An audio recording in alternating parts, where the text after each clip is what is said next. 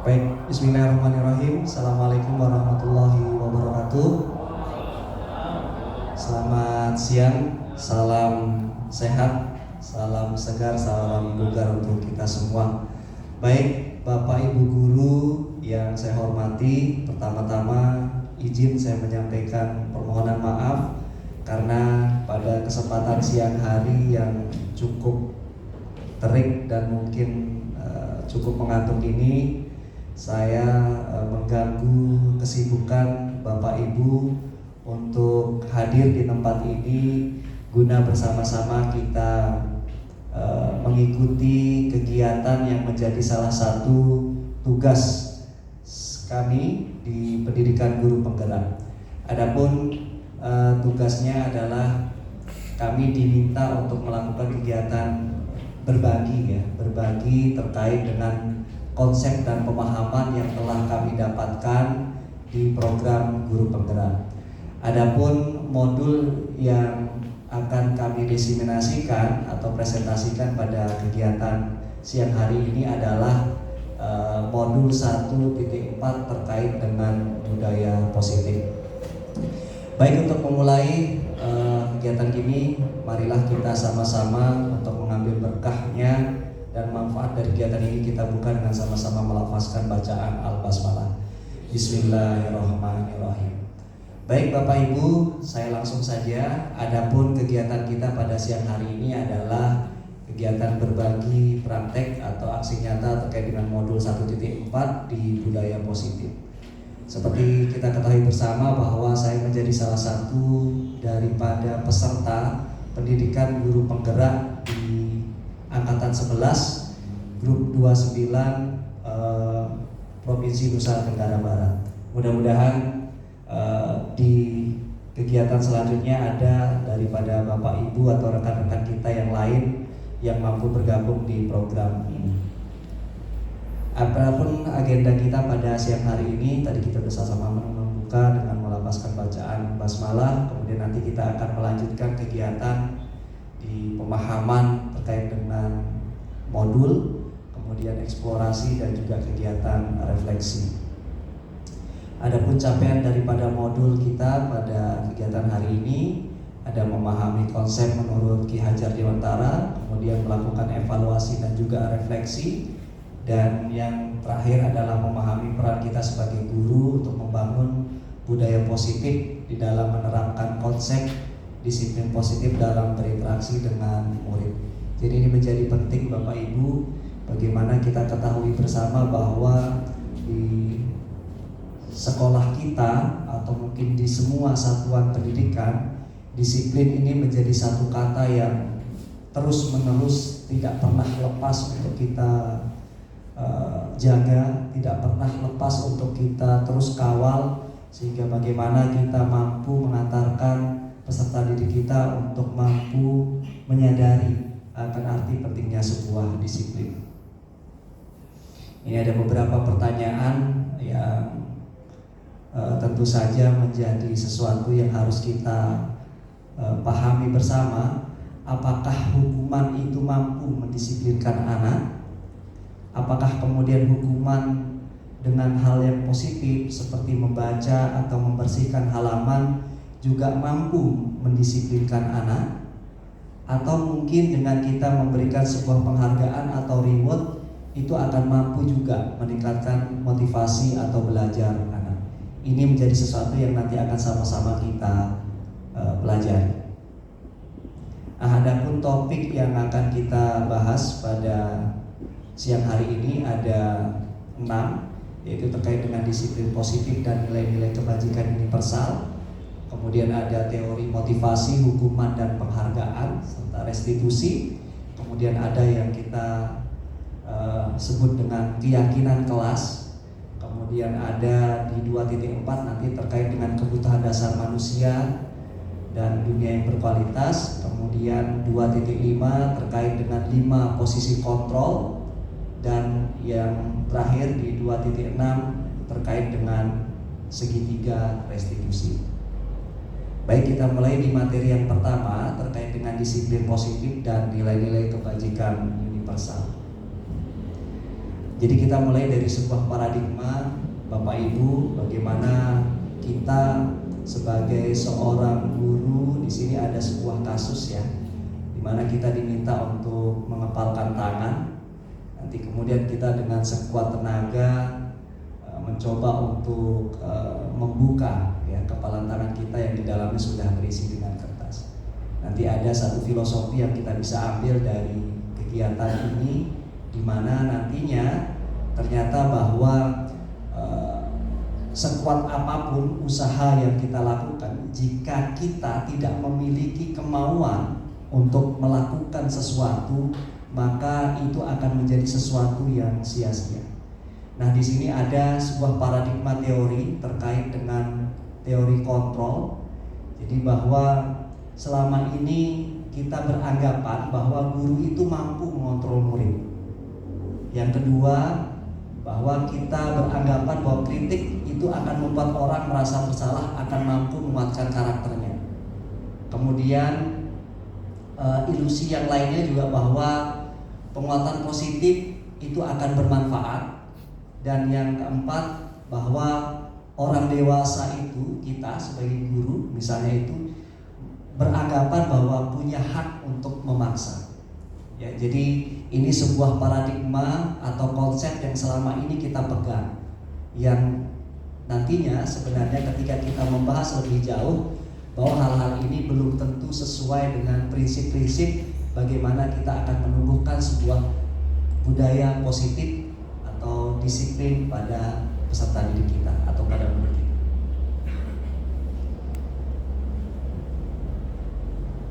Nah, menurut teori dari Dr. William Glasser, di sini terkait dengan disiplin positif bahwa ada 4 hal yang menjadi dasar dari sebuah disiplin positif itu mampu kita bentuk. Yang pertama, bahwa orang lain itu tidak bisa mengontrol kita, bahwa kitalah sebenarnya yang menjadi kontrol daripada diri kita sendiri.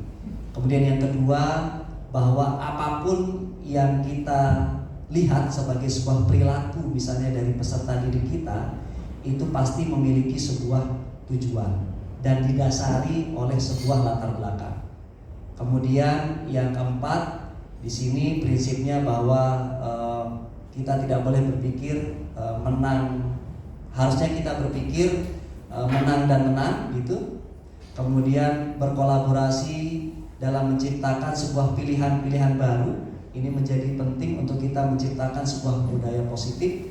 Kemudian yang harus kita sadari bersama yang keempat, bahwa harus kita sadari bahwa kebutuhan kita berbeda.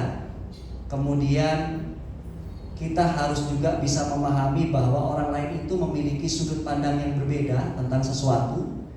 Dan yang terakhir adalah bahwa kita juga harus memahami bahwa orang itu memiliki sebuah gambaran yang berbeda juga antara satu orang dengan orang yang lainnya. Nah, ini dia kata disiplin yang menjadi bukan momok ya, tetapi menjadi sesuatu yang selalu kita dengar setiap hari, bahwa disiplin itu berkonotasi dengan sesuatu yang kemudian sesuatu yang kita sebut sebagai sebuah kepatuhan.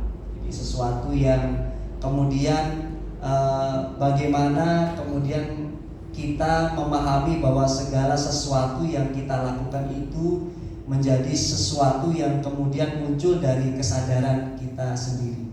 Jadi bukan berasal dari sesuatu yang kemudian dipaksa. Itu yang tadi dikaitkan dengan konsep di awal, bagaimana kemudian disiplin itu harusnya memang menjadi sesuatu yang muncul dari dalam, bukan kemudian menjadi sesuatu yang dipaksa dari luar.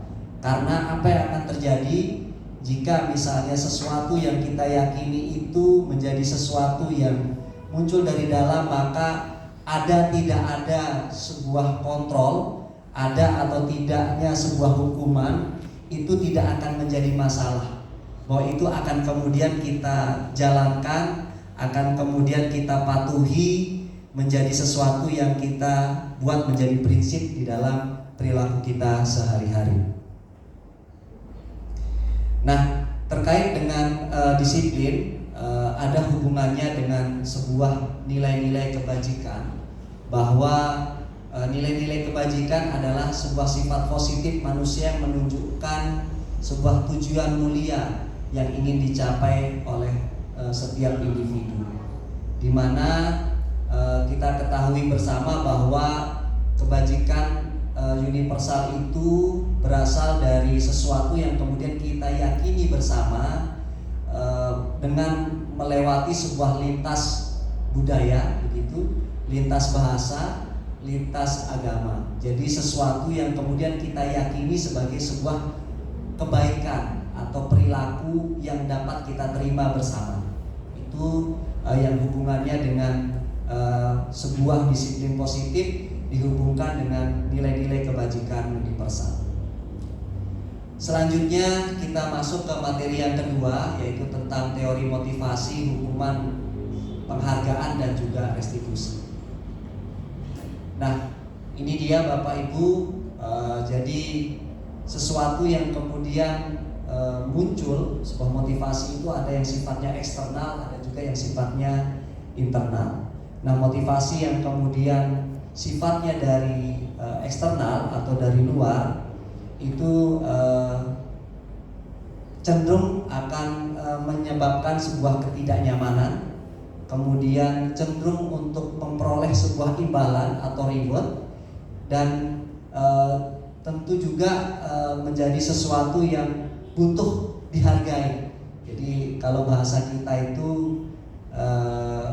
butuh penghargaan. Nah, ini yang kemudian menyebabkan kenapa motivasi eksternal itu menjadi sesuatu yang cenderung harus kita coba alihkan menjadi sebuah motivasi yang muncul dari internal. Karena ada 3 faktor tadi itu, ya.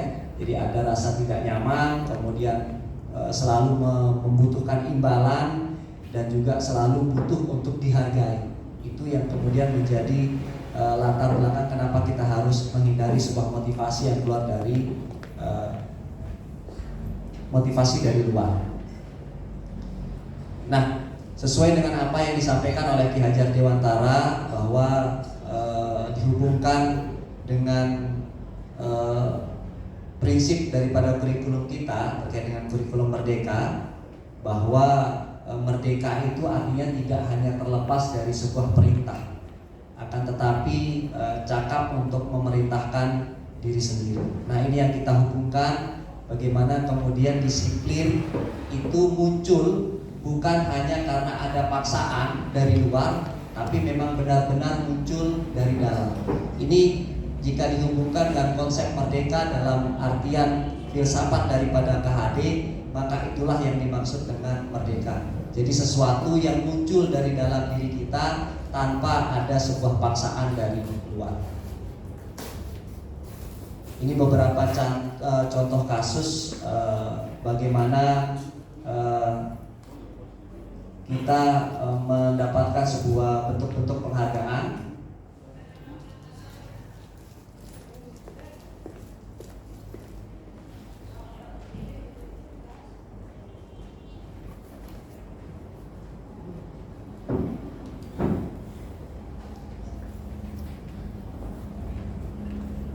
Nah, ini dia yang menjadi sesuatu yang harus kita coba geser paradigmanya, bahwa kita harus mampu untuk memberikan sebuah pemahaman kepada peserta didik kita bahwa ternyata hukuman itu tidak akan mampu memberikan sebuah nilai-nilai yang positif atau hal-hal yang kemudian mampu membawa kita kepada apa yang menjadi tujuan daripada yang kita harapkan. Namun harusnya kita menggeser bahwa sebuah hukuman itu menjadi sesuatu yang kita sebut sebagai sebuah konsekuensi. Artinya bahwa kita memberikan sebuah pemahaman kepada murid kita bahwa apa yang dia lakukan itu memiliki sebuah konsekuensi atau memiliki sebuah resiko, ya mungkin ya bahasanya, memiliki sebuah akibat.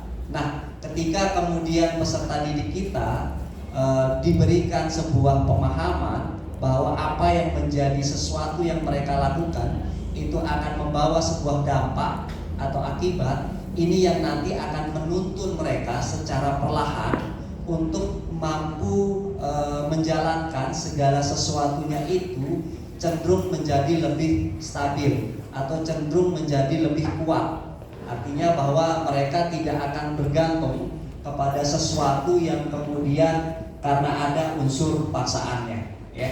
Jadi bagaimana nantinya kita mencoba untuk membawa sebuah hukuman-hukuman itu menjadi sesuatu yang kemudian anak-anak paham bahwa akan ada sebuah konsekuensi. Misalnya ketika anak datang terlambat, maka mereka mengetahui sendiri bahwa dengan mereka datang terlambat, maka dia misalnya satu tidak akan bisa mengikuti proses kegiatan imtak di pagi hari dengan penuh misalnya. Sehingga dengan mereka tidak bisa mengikuti kegiatan imtak dengan penuh, maka tentu saja ada hal-hal positif atau hal-hal baik yang mereka akan lewatkan. Nah, hal-hal atau contoh-contoh seperti itu menjadi baik kita edukasi daripada kemudian kita memberikan sebuah hukuman.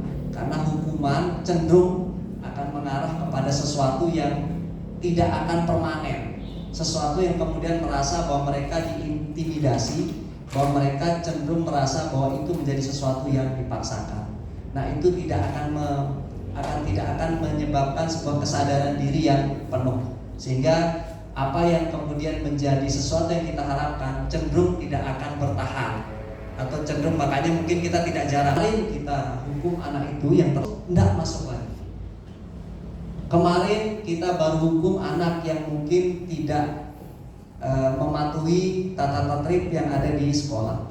Besoknya mereka melakukan lagi hal itu. Nah, mungkin itu menjadi sesuatu yang ada benarnya bahwa mungkin hukuman itulah yang kemudian menyebabkan mereka itu sebenarnya bukannya sadar, tapi kemudian malah tidak bisa mengambil manfaat positif dari apa yang kita lakukan.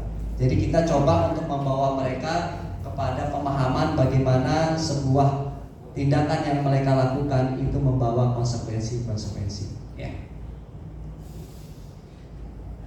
Nah, ada hubungannya dengan bagaimana kita membawa atau memberikan pemahaman atau konsekuensi kepada peserta didik kita, yaitu itu yang kita sebut dengan istilah restitusi. Di mana restitusi adalah sebuah proses untuk menciptakan kondisi bagi murid untuk mereka mau memperbaiki kesalahan mereka, sehingga mereka bisa kembali kepada perilaku mereka begitu yang benar sesuai dengan aturan yang berlaku, dengan memiliki karakter yang nantinya lebih kuat. Di mana restitusi ini merupakan sebuah proses kolaboratif yang mengajarkan murid untuk mencari solusi.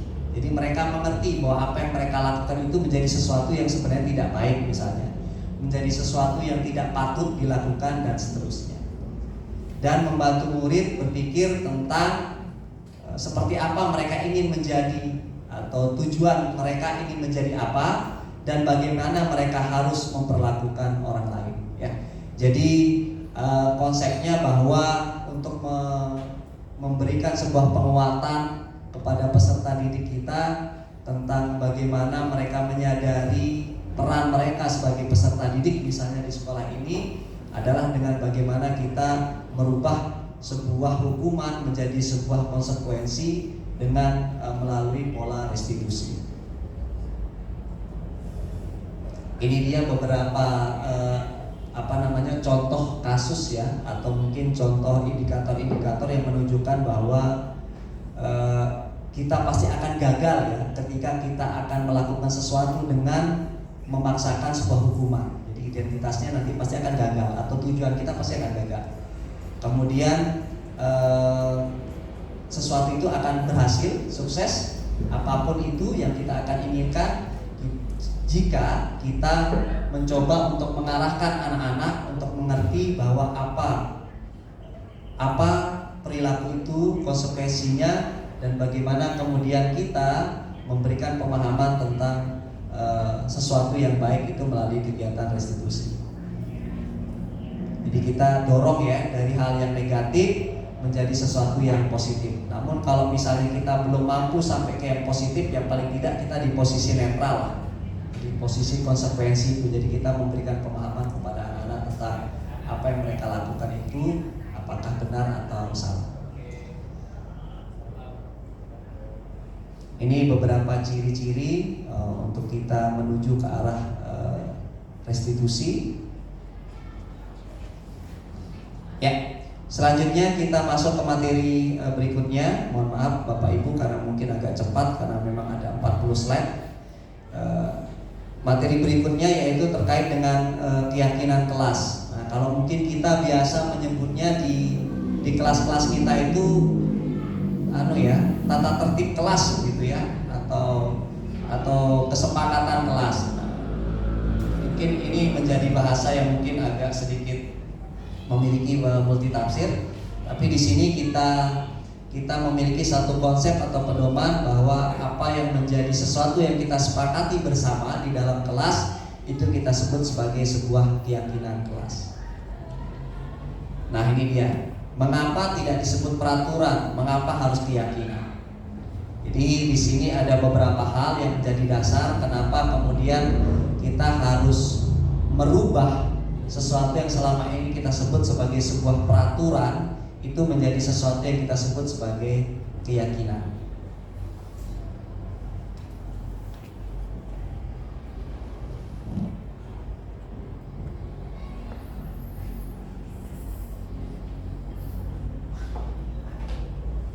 Nah, berangkat dari sini Bapak Ibu, jadi segala sesuatunya itu berangkat dari apa yang kemudian berangkat di dalam kelas-kelas kita, bagaimana peserta didik kita di dalam kelas-kelasnya melalui kesepakatan-kesepakatan yang dibuat itu kemudian akan mampu diyakini sebagai sesuatu yang kemudian mereka jalankan bersama, dan kemudian tentu saja keyakinan itu akan menciptakan sebuah lingkungan yang positif dan lama-kelamaan akan menjadi sebuah budaya. Jadi budaya itu kan menjadi sesuatu karakter ya yang melekat, menjadi sesuatu yang kemudian mendarah daging. Itulah yang kemudian menjadi tujuan kita. Namun tentu saja sebuah budaya positif itu tidak akan mungkin lahir tanpa sebuah proses sebelumnya. Jadi dari sebuah proses bagaimana di kelas itu mereka membuat sebuah kesepakatan-kesepakatan yang mereka yakini bersama, kemudian mereka jalankan di dalam sebuah lingkungan kelas mereka, dan tentu saja nantinya akan membawa sebuah dampak, yaitu menciptakan sebuah karakter atau yang disebut dengan budaya yang positif.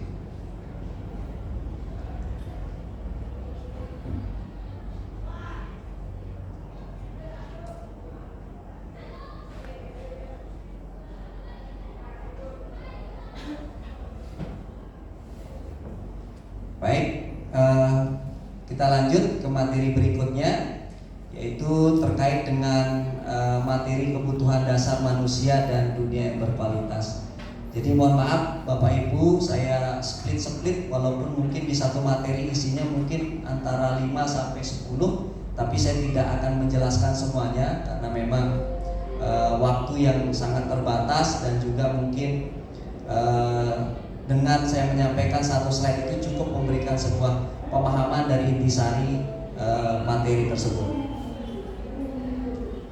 Nah, ini dia Bapak Ibu, jadi yang menjadi muara daripada permasalahan sebenarnya mungkin ya kita sebut sebagai sebuah permasalahan daripada peserta didik yang kita hadapi itu ternyata ada pada 5 kebutuhan dasar manusia ini. Jadi yakin dan percayalah bahwa Bapak Ibu, siswa-siswa yang kita temui saat ini, yang kita sebut sebagai siswa yang kemudian bermasalah, sebenarnya kita tidak boleh menggunakan kata bermasalah. Siswa yang mungkin belum menjadi sebuah siswa yang sebenarnya, itu karena memang ada kebutuhan yang tidak terpenuhi pada diri mereka. Apa itu kebutuhan itu? Yang pertama, kebutuhan akan kasih sayang dan rasa diterima. Kemudian ada yang pertama, mohon maaf, ada kebutuhan akan bertahan hidup Ini kebutuhan yang menjadi dasar kita. Makan, minum, pakaian, tempat tinggal, ini menjadi kebutuhan yang pertama ya. Biologis juga itu masih termasuk dalam kebutuhan utama. Kemudian kebutuhan yang berikutnya adalah akan kasih sayang dan rasa diterima, kebutuhan penguasaan, kebutuhan akan kebebasan, dan yang terakhir adalah kebutuhan akan kesenangan. Nah, ketika kemudian kita menemui peserta didik kita di sekolah yang mungkin mereka misalnya ya setiap hari itu selalu terlambat saja. Nah, terlambat ini kan menjadi sesuatu yang kita lihat sebagai sebuah akibat sebenarnya dari sebuah proses yang sebelumnya mungkin kita tidak pernah melakukan sebuah proses konfirmasi kepada peserta didik kita. Bisa saja mereka datang terlambat itu karena mungkin mereka harus membantu orang tuanya untuk berjualan, karena tanpa itu mungkin bisa jadi mereka tidak akan bisa memenuhi kebutuhan hidup mereka. Bisa jadi mungkin siswa yang di sekolah ini sangat sulit dikasih tahu, sangat sulit mungkin diberikan sebuah pemahaman tentang apapun juga. Bisa jadi karena mungkin di rumah mereka tidak dipenuhi dengan rasa kasih sayang yang harusnya mereka dapatkan dari orang tuanya misalnya. Atau mungkin saja anak-anak di sini melakukan sesuatu yang berkali-kali disuruh masuk ke kelas kalau sudah selesai jam olahraga, tapi masih terus mungkin bermain segala macam. Ya bisa jadi kebandelan mereka itu disebabkan oleh mungkin kurangnya waktu untuk mereka mampu mengekspresikan kesenangannya.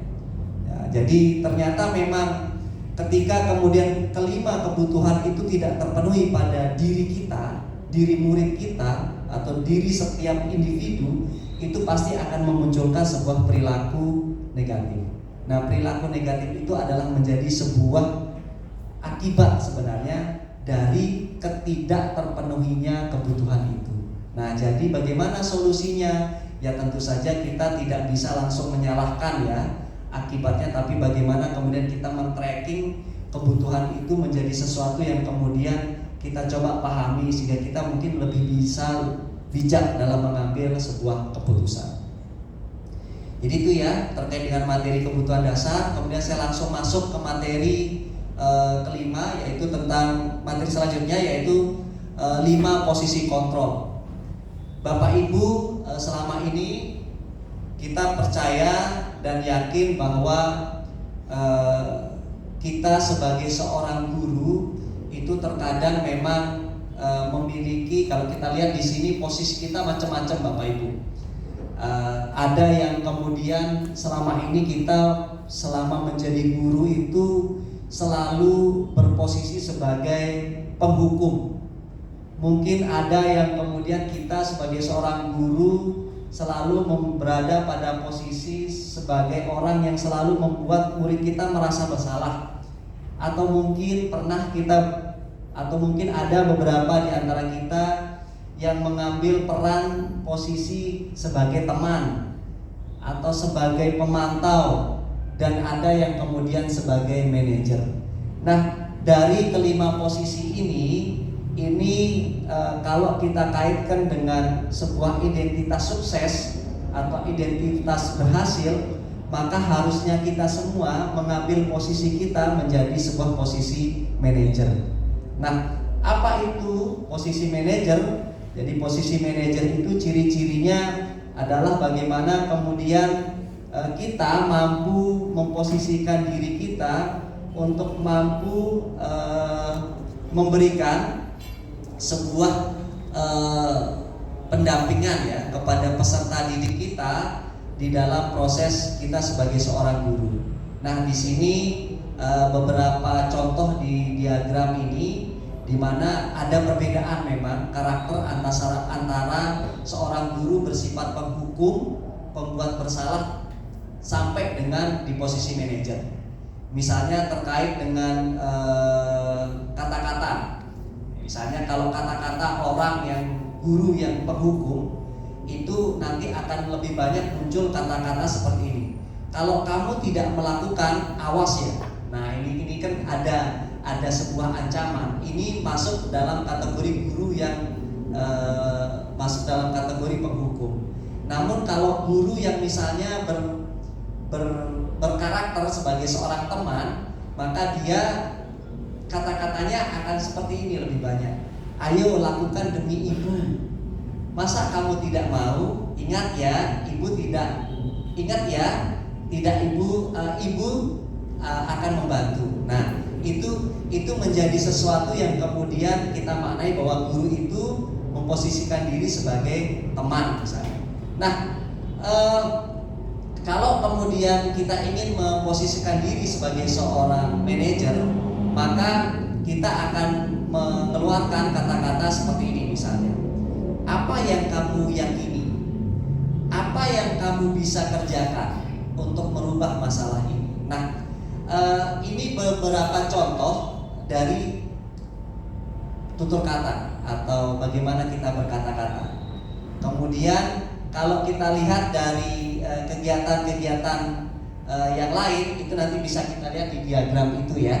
Jadi itu menjadi sebuah ciri. Namun yang perlu menjadi penekanan di sini adalah bagaimana kemudian kita apabila ingin menampilkan sebuah identitas murid yang berhasil, nantinya kita harusnya memposisikan diri kita menjadi seorang guru yang di posisi manajer ya. Jadi nanti akan ada beberapa video contoh guru sebagai penghukum sampai dengan guru yang sebagai manajer. Mungkin nanti saya akan tayangkan di kesempatan yang lain.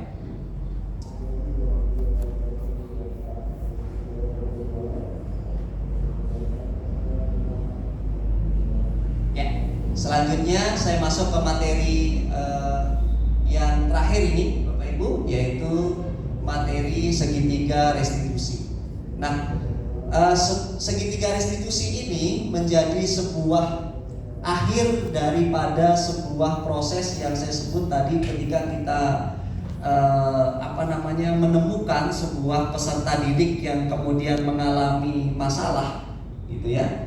Maka di sini kita akan mampu mengambil sebuah pelajaran bahwa masalah itu bisa menjadi sesuatu yang positif ketika kemudian anak itu mau belajar dari kesalahan itu. Kita harus yakini bersama bahwa salah bukanlah sesuatu yang tidak boleh dilakukan. Salah adalah menjadi sesuatu yang wajar ketika anak itu berproses menjadi lebih baik. Maka kita sebagai seorang guru harusnya melihat sebuah kesalahan itu menjadi sesuatu yang sebenarnya tidak perlu terlalu kemudian kita besar-besarkan. Tapi bagaimana kemudian masalah yang muncul dari murid kita itu menjadi sebuah tonggak untuk mereka bisa mengambil pelajaran yang berharga dari kesalahan yang mereka lakukan. Nah, bagaimana bisa kita mengambil pelajaran dari masalah itu ketika kemudian kita melakukan prinsip segitiga restitusi ini? Jadi dari sebuah kesalahan maka akan muncul sesuatu yang kemudian mampu mereka maknai, mampu kemudian diambil sebuah pelajaran sehingga anak-anak tersebut akan mengetahui bahwa kesalahan yang mereka lakukan itu menjadi sesuatu yang mereka sadari, sesuatu yang kemudian mereka akan rubah, ya, yakini, dan sesuatu yang akan mereka ambil pelajarannya lebih ke depannya menjadi sesuatu yang lebih baik lagi. Nah, adapun tahapan segitiga restitusi itu diawali dengan kegiatan menstabilkan identitas. Jadi ini sebenarnya sebuah kegiatan komunikasi ya Bapak Ibu, ketika kemudian misalnya ada siswa kita yang datang terlambat, maka ini menjadi sesuatu prinsip yang harus dipegang. Jadi polanya harus menggunakan pola segitiga restitusi. Yang pertama yaitu menstabilkan identitas. Adapun beberapa hal yang menjadi ciri pada saat kita misalnya bertemu pada peserta didik yang melakukan kesalahan, untuk menstabilkan identitasnya misalnya begini. Dimas, Pak Guru yakin, Pak Guru percaya bahwa setiap orang itu pasti pernah melakukan kesalahan, misalnya gitu ya. Kemudian kamu bukanlah satu-satunya orang yang pernah melakukan kesalahan itu, misalnya. Itu menjadi sesuatu yang kita awali ketika kita bertemu dengan siswa yang bermasalah. Jadi itu diawali dengan hal-hal seperti itu. Jadi kita tidak langsung kemudian menggunakan kata-kata yang langsung menghukum atau mengancam begitu ya, Bapak Ibu ya. Kamu datang telat, dasar itu menjadi sesuatu yang mulai kita abaikan atau harus kita tinggalkan jauh. Ya, jadi diawali dengan menstabilkan identitas. Setelah kita menstabilkan identitas mereka, maka kita akan melakukan sebuah validasi kebutuhan. Ya, jadi validasi kebutuhan itu bentuknya Pak Guru percaya bahwa kamu punya alasan kenapa kamu datang terlambat. Misalnya anak yang sering terlambat nih. Nah, nanti dia pasti akan cerita bla bla bla bla bla. Dan kemudian kita mencoba untuk memastikan bahwa anak itu mampu untuk mengambil sebuah solusi dari kesalahan yang dia lakukan. Misalnya ketika dia datang terlambat, kita tahu bahwa mereka memiliki alasan. Kita tanyakan saja kembali kepada dia, kira-kira menurut kamu, untuk kamu tidak datang terlambat lagi, apa yang harus kamu lakukan? Misalnya dia terlambatnya karena terlambat bangun, misalnya Bapak Ibu. Ya tentu saja sebenarnya di dalam diri mereka tahu kok, untuk dia bisa tidak terlambat bangun, dia pasti punya sebuah keyakinan di dalam dirinya, sebuah prinsip bahwa kalau saya tidak mau bangun terlambat, maka saya harus tidur lebih awal misalnya, atau mungkin tidak begadang, atau mungkin mengerjakan segala sesuatunya jangan pada malam hari sehingga dia bisa bangun lebih awal. Nah, hal itu yang sebenarnya kita ingin munculkan dari jawaban anak-anak itu. Nah, itu menjadi sebuah tahapan bagaimana kita memvalidasi kebutuhan dia. Nah, kemudian yang terakhir ditutup dengan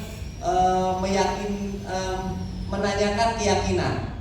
Jadi dari sini kita meyakinkan bahwa kepada mereka bahwa apa yang menjadi solusi yang mereka tadi sudah sebutkan itu mampu mereka lakukan, ya. Atau kemudian kita memastikan bahwa apa yang mereka lakukan itu nantinya akan mampu mengantarkan mereka kepada cita-cita atau kepada tujuan mereka ingin menjadi apa. Misalnya baik Dimas, kamu sudah tahu bahwa kamu harus tidur lebih awal. Ini untuk yang datang terlambat misalnya.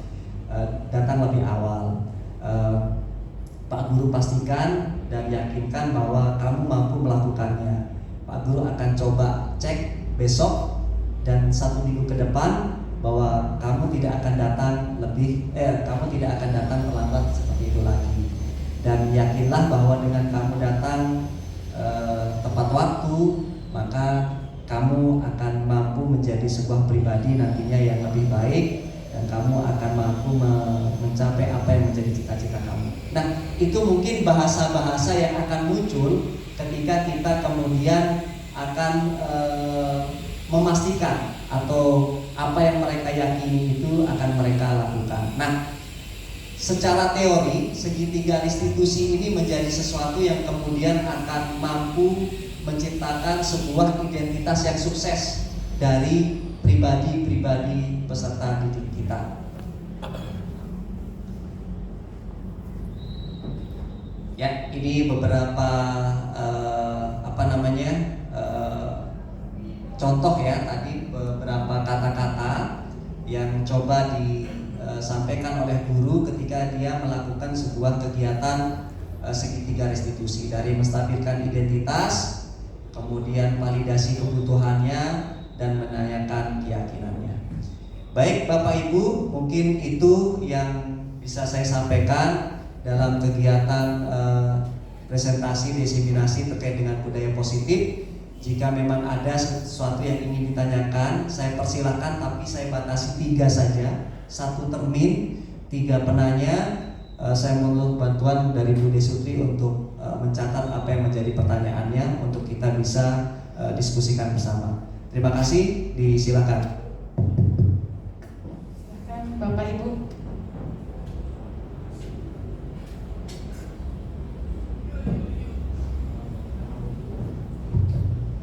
Pak Majidudin, kemudian Pak Jar, satu lagi ada? Baik, dua saja dulu, silakan Pak Majidudin. Baik, bismillahirrahmanirrahim. Terima kasih atas kesempatan yang diberikan. Yang pertama, tadi dimunculkan di awal bahwa ada persepsi bahwa pemberian hukuman dengan budaya positif. Nah, itu belum dijelaskan di penjelasan tadi, apakah itu boleh atau tidak boleh. Karena yang kita pahami, jika memberi hukuman dengan budaya positif, contohnya anak terlambat disuruh mengaji misalnya, membaca Al-Quran, yang kita khawatirkan nanti anak-anaknya itu ketika dia sudah besar atau memiliki anak, dia takut memberikan anaknya ngaji karena itu adalah hukuman. Contoh kecil saja. Kemudian yang kedua, tadi ada pola restitusi, yaitu cara memberikan hukuman supaya bahwa itu bukan hukuman tapi itu adalah konsekuensi. Nah, bagaimana menyadarkan siswa itu agar hukuman yang kita berikan itu adalah sebagai konsekuensi?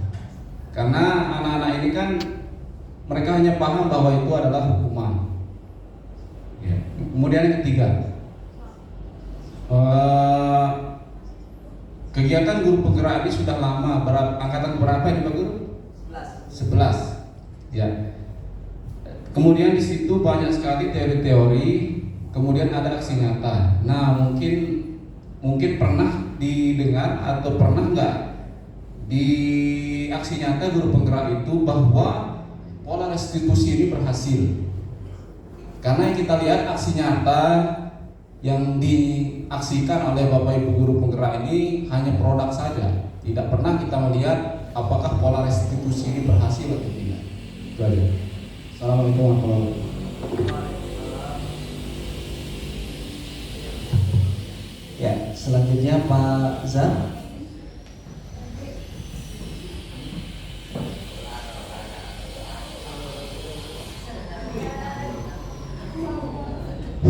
Bismillahirrahmanirrahim. Assalamualaikum warahmatullahi wabarakatuh. Oke, tadi ada yang saya dengar sendiri itu tentang teori kontrol. Jadi sepengetahuan saya yang baca kemarin, teori kontrol menyatakan bahwa penyimpangan merupakan hasil dari kekosongan kontrol atau pengendalian sosial. Ini saya tulis ya, tak googling. Kemudian saya ulangi lagi ya, teori kontrol menyatakan bahwa penyimpangan merupakan hasil dari kekosongan kontrol atau pengendalian sosial. Pertanyaannya adalah sejauh mana teori kontrol bisa membantu peserta didik meningkatkan kompetensinya dikarenakan kontrol sosial berlaku dua arah dalam diri anak, yakni guru dan orang tua di rumah. Kemudian yang kedua, apakah diferensiasi cukup untuk seorang guru untuk mengidentifikasi kebutuhan dasar peserta didik di dalam kelas? Baik, terima kasih Pak Majidudin dan Pak Jar.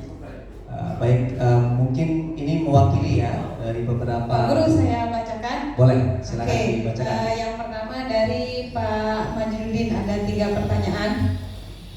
Jadi ada persepsi pemberian hukuman itu sebagai budaya positif, itu sebenarnya boleh atau tidak? Itu yang pertama. Langsung dijawab mungkin Pak Guru, nanti yang kedua saya bacakan lagi. Baik, ini jadi paradigma ini dulu ya. Jadi paradigma ini yang harus menjadi dasar bagaimana kemudian kita meyakini bahwa apa yang akan kita lakukan itu menjadi sesuatu yang kemudian mampu kita rubah. Jadi namanya paradigma itu memang sesuatu yang tidak gampang ya. Jadi memang selama ini mungkin kita berkaca dari kita bahwa selama ini hukuman itu menjadi sesuatu yang cukup efektif untuk merubah. Selama ini kita beranggapan, namun tentu saja kita akan kita akan melakukan sesuatu itu berdasarkan sebuah kajian yang kemudian kita kemudian jadikan sebagai sebuah pedoman. Posisi kemudian hukuman itu adalah sesuatu yang kemudian di dalam prinsipnya memang lebih menimbulkan sebuah kesadaran yang sifatnya tidak permanen ya. Jadi sesuatu yang tidak bisa kemudian melekat, karena itu merupakan sesuatu yang kemudian menjadi sebuah paksaan. Nah, beda kemudian ketika kemudian kita mengedepankan sebuah pendekatan bagaimana kemudian kita mencoba untuk memberikan sebuah istilahnya mungkin meyakinkan bahwa apa yang mereka lakukan oleh peserta didik itu menjadi sesuatu yang kemudian mereka sadari itu salah misalnya, kemudian menjadi sesuatu yang mereka sadari bagaimana caranya merubah, dan yang ketiga meyakini bahwa apa yang mereka sadari itu menjadi sesuatu yang mereka bisa lakukan. Nah, menurut teori itu, maka sesuatu yang kita sebut sebagai hukuman itu akan menyebabkan sebuah identitas atau membuat sebuah individu itu mendapatkan sebuah identitas yang gagal, daripada kemudian kita melakukan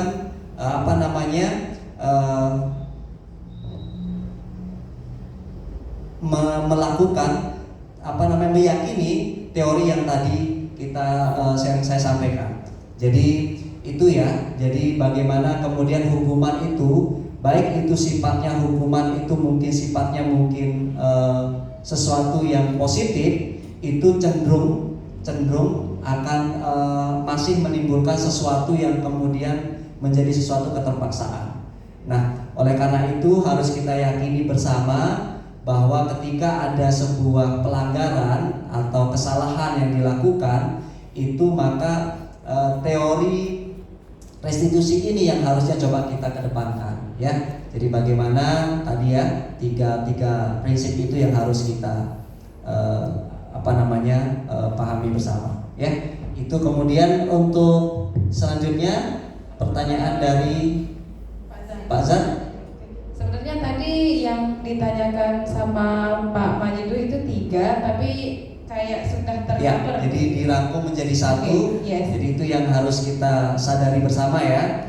Apapun bentuknya, yang namanya hukuman itu harus kita hindari ya. Jadi mari kita bersama-sama untuk menumbuhkan kesadaran ya, bahasa anunya ya, menumbuhkan kesadaran diri pada peserta didik kita bahwa sesuatu itu menjadi sesuatu yang mereka lakukan itu menjadi sesuatu yang tidak baik ya, begitu. Selanjutnya dari Pak Jar. Oke, kemudian dari Pak Zar itu tentang teori kontrol. Akibat dari kekosongan kontrol, penyimpangan itu akibat dari kekosongan kontrol. Oke, sejauh mana teori kontrol dapat meningkatkan prestasi ya Pak Guru, kompetensi dari peserta didik, kemudian cukup tidak dengan diferensiasi ya? Oke, baik. Mungkin begini, jadi kita kembali lagi sesuai dengan konsep yang kita pelajari bersama, bahwa adanya sebuah penyimpangan ya yang dilakukan oleh peserta didik kita itu memang merupakan sebuah akibat, kembali lagi merupakan sebuah akibat yang disebabkan oleh ketidak terpenuhinya kelima kebutuhan dasar yang ada pada peserta didik kita. Nah, lantas apakah adil buat kita ketika anak-anak itu tidak mendapatkan kebutuhan itu, kemudian lantas kita juga menyalahkannya? Kan itu menjadi sesuatu yang mereka juga tidak inginkan sebenarnya anak itu. Kebutuhan yang tidak terpenuhi itu kan menjadi sesuatu yang mereka sebenarnya tidak inginkan juga. Orang tua yang tidak lengkap, makan minum yang memang mereka tidak bisa dapatkan dengan baik misalnya ya. Kebebasan yang memang mereka tidak dapatkan karena memang mereka harus membantu orang tuanya bekerja. Kesenangan yang tidak bisa mereka lakukan karena mereka terhimpit oleh kondisi hidup yang tidak berpihak kepada mereka. Nah, apakah kemudian kita sebagai guru ketika kita menemukan ada anak yang bermasalah, adil untuk kita kembali memberikan sebuah pukulan yang berat ya kepada anak kita, bahwa mereka adalah sosok kemudian anak yang kemudian satu-satunya penyebab yang permasalahan itu terjadi, atau mereka adalah satu-satunya anak yang kemudian memang menanggung dosa itu semua. Tentu menjadi sesuatu yang tidak adil. Oleh karena itu kita di sini diminta sebagai seorang guru untuk bijak mengambil sebuah langkah, bahwa ketika kita menemukan sesuatu yang tidak pas terhadap peserta didik kita, maka kita mencoba mengambil sebuah pendekatan sebenarnya. Pendekatan untuk kita kemudian bisa membantu anak itu untuk kemudian menyadari bahwa kesalahan itu menjadi sesuatu yang tidak harusnya mereka lakukan. Artinya bahwa kita tidak semata-mata kemudian akan menyelesaikan masalahnya, tetapi kemudian kita mencoba untuk menyadarkan mereka, bahwa menguatkan mereka bahwa apa yang mereka lakukan itu menjadi sesuatu yang mereka harusnya sadari itu tidak harus dilakukan. Ya. Kemudian terkait dengan bagaimana sebuah pembelajaran berdiferensiasi, jadi memang ketika kita kaitkan dengan sebuah proses pembelajaran, maka pendekatan itu memang berbeda antara satu peserta didik dengan peserta didik yang lain. Namun tentu saja pendekatan yang berbeda-beda tersebut tentu masih di dalam sebuah koridor atau batasan-batasan teoritik yang harus kita pahami bersama. Jadi kita mengerti bahwa peserta didik kita berangkat dari latar belakang pendidikan yang berbeda, ekonomi yang berbeda, pengalaman yang berbeda, maka pendekatannya pun juga harus berbeda. Namun pendekatan yang dilakukan dalam menghadapi sebuah permasalahan ini menjadi sesuatu yang bisa kita jadikan acuan bersama, bahwa insya Allah dengan pendekatan dari segitiga restitusi yang tadi itu, insya Allah akan mampu mengantarkan anak-anak kita menjadi anak-anak dengan identitas yang sukses, dengan identitas yang berhasil. Otomatis ketika kemudian mereka mampu menyadari disiplin itu muncul dari dirinya sendiri, di dalam proses pembelajaran akan kita dapati anak-anak yang memang memiliki kemauan dan keinginan untuk belajar secara aktif atau secara mandiri. Itu mungkin yang bisa saya sampaikan atas pertanyaan Pak Jar dan juga Pak Majrudin. Kalau misalnya ada hal-hal yang akan kita diskusikan lebih panjang lagi, mungkin bisa kita lakukan di luar forum ini. Namun karena keterbatasan waktu dan juga kesempatan yang ada, saya selaku pemateri di depan di dalam proses memenuhi tugas kegiatan diseminasi materi budaya positif ini akan mencukupkan kegiatan kita pada siang hari ini. Terima kasih saya ucapkan kepada seluruh rekan-rekan, Bapak Ibu guru yang berkenan hadir pada kesempatan siang hari ini. Mudah-mudahan ini bisa membawa manfaat untuk kita semua, mampu membawa perubahan yang positif untuk murid kita dan tentu juga untuk pendidikan kita ke depannya. Akhir kata, saya mengucapkan mohon maaf atas segala kesalahan mungkin atau kekurangan yang saya sampaikan. Kita akhiri kegiatan kita pada siang hari ini dengan sama-sama melafazkan bacaan hamdalah. Alhamdulillahirabbil alamin. Terima kasih. Wabillahi taufiq wal hidayah. Wassalamualaikum warahmatullahi wabarakatuh.